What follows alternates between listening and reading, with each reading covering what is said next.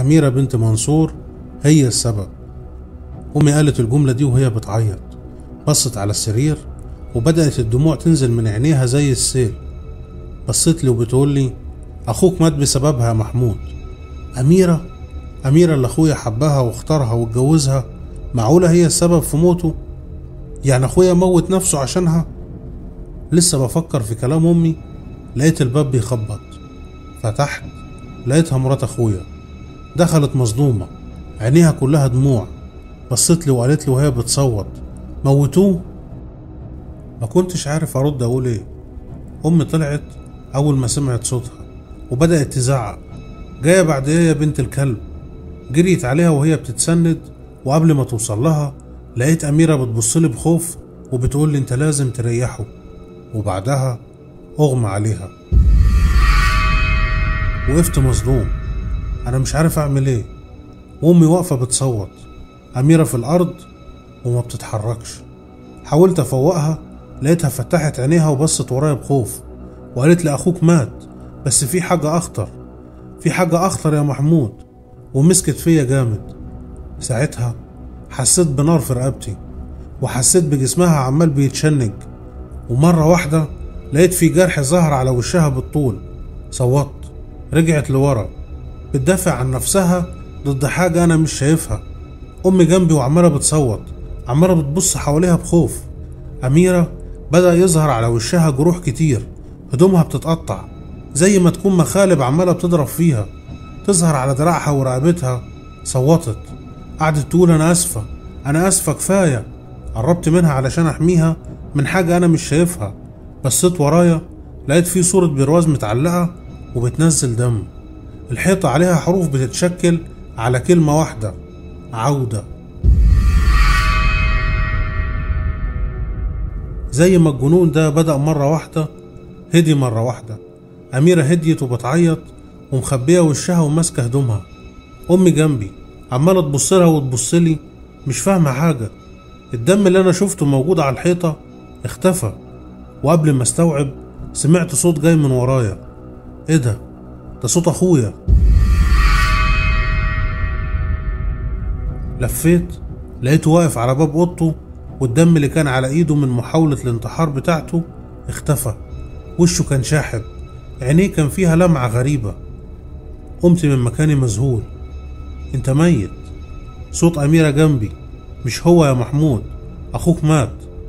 بصت لها وانا مصدوم ورجعت تاني ابص على أخويا. لقيت أمي بتقرب منه وبتبصله وهي مذهولة. يا ابني انت ما كانش فيك نبض. رد بصوت مختلف شوية عن اللي احنا متعودين عليه. رجعت قالها ودخل المطبخ. سامعين صوت الحلل بتخبط في بعض. معقولة بيعمل أكل. لقيت أميرة مسكت في دراعي بخوف. ده مش أخوك وعهد الله ما هو. بصت لها وبصت لأمي. أمي عينيها مش مصدقة بس قلبها فرحان، عقلها رافض في حاجة غلط. بصت لأميرة وهمست بصوت واطي، انت عرفت منين؟ هو انت مخبيها حاجة؟ بصت ناحية المطبخ. أخوك كان جايب كتاب سحر علشان يستدعي مخلوق يقدر يساعده ويبقى غني. أنا غلطت لما ضغطت عليه علشان يشوف مستقبله، بس ما تخيلتش انه هيروح للسحر. امبارح بالليل دخلت الأوضة عليه، كان عريان ورسم على صدره نجمة غريبة ورموز عاملة زي الشمس. اتجننت وطلبت الطلاق، وعلشان كده كلم أمك وقال لها ان هو جاي يبات عندكم. أمي بصت لها وتنحت. قلت له لو عملت اللي في دماغك ده هنتطلق، انا مش هعرفك تاني. وساعتها اتعصب عليا وقال لي بعند هعملها وبكرة هترضي عني لما تلاقيني معايا فلوس.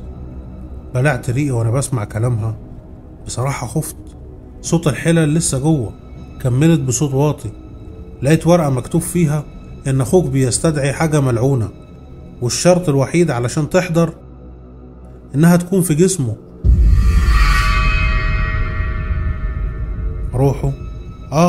روحه يا محمود. افتكرت حاجة صحيح، لازم ترمي عليه دمك علشان تحرره، لازم حد من دمه، وانت لازم تعمل كده علشان تنقذ اخوك وترجعه لنا. فهمت. جريت على السفرة وجبت سكينة ومسكتها في ايدي. سألتها بخوف: طب اجرح نفسي فين؟ ردت بسرعة وهي بتبص على المطبخ: دراعك، احنا محتاجين دم كتير. عورت نفسي ومسكت دراعي بسرعة علشان اوقف النزيف لحد اما ادخله، ولسه هشوف هعمل ايه سمعت صوت جنبنا: بتتكلموا عني مش كده؟ سمعت صوت شهقة امي. أميرة كانت بتصوت. مش عارف هو وصل جنبنا ازاي. قلت له بخوف: هو فين مصطفى؟ فين اخويا؟ بصلي وضحك: انا اخوك يا حودة، انت معرفتنيش ولا ايه؟ حاولت ارد بس الكلام ما طلعش. خايف. امي بدأت تعيط من غير صوت، كانت مصدومة. رفع ايده قدامنا، لقيت ايده كلها سودة. بصلي بحسرة، قال لي: دي ضريبة النجاح، يلا معلش، كله يهون في سبيل اللي انا عايزه. لقيت امي بتقرب منه: بحق لا اله الا الله، سيب ابني في حاله.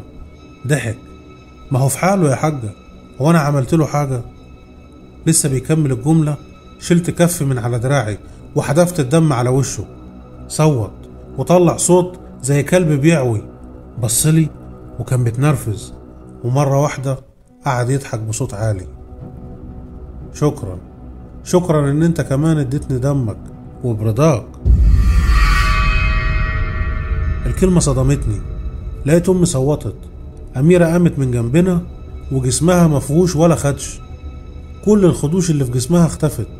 بصت لنا قالت: انا اسفة، كان لازم تحصل الطقوس كلها وانتم متجمعين وفي دمكم الخوف.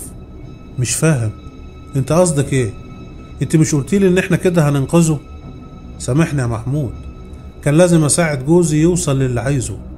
هو كان المطلوب انه يحرر الشيطان وبعدها ينقله في جسم حد من دمه، وجسم ماما مش مناسب، اكيد مش هيساعدنا. ساعتها حسيت بوجع في دماغي، في حاجة بتضغط على عينيا، الرؤية قدامي بتتهز. لقيت امي صوتت وحاولت تقرب من اخويا بس ما استحملتش ووقعت من طولها. جسمي كان بيتشنج، شايف عينين اخويا بتقلب رمادي، عينيه بتدور، راسه بترجع لورا وبيزوم. سائل اسود خرج من جنب بقه زي التعبان، نزل على صدره وبطنه ورجله، وصل للارض وقرب مني. حاولت اهرب، جسمي كان بيتنفض، حسيت بايد بتضغط على دماغي وبتوطيها غصب عني. كانت أميرة. وشي بيقرب من الارض، بقي بيتفتح، سامع كلمات غريبة، واخويا بيكشف عن صدره وظهرت نجمة ضخمة محفورة على جلده، وفي طرفها اسمي واسمه، وبينهم كانت رموز مكتوبة. دماغي تقلت، سامع طلاسم بتتقال، ايدي مش عارف اتحكم فيها، وأميرة لسه بتضغط على دماغي اكتر. حاسس بسائل دافي ريحته زي القطران كان عمال يخش بقي. شهقت، حاولت اصوت، جسمي كان متلبش، دخل بقي وبدأت اكح وانا على الارض. اخويا قرب مني وعلى وشه كانت ابتسامة انتصار. قال لي: ما تقلقش، هو انت مش هتموت بس مش هتعيش. قبل ما استوعب هو قال ايه حسيت ان الدنيا ضلمت في عينيا وحاجة طرقعت في دماغي وغبت عن الوعي. مصطفى ما كدبش عليا، انا ما متش بس مش عايش. من ساعة ما حصل كل ده وانا موجود في مكان ضلمة، مش عارف هو ايه. ساعات بشوف خيالات وبسمع اصوات حواليا البشر، صريخ غريب، وساعات تانية هدوء تام.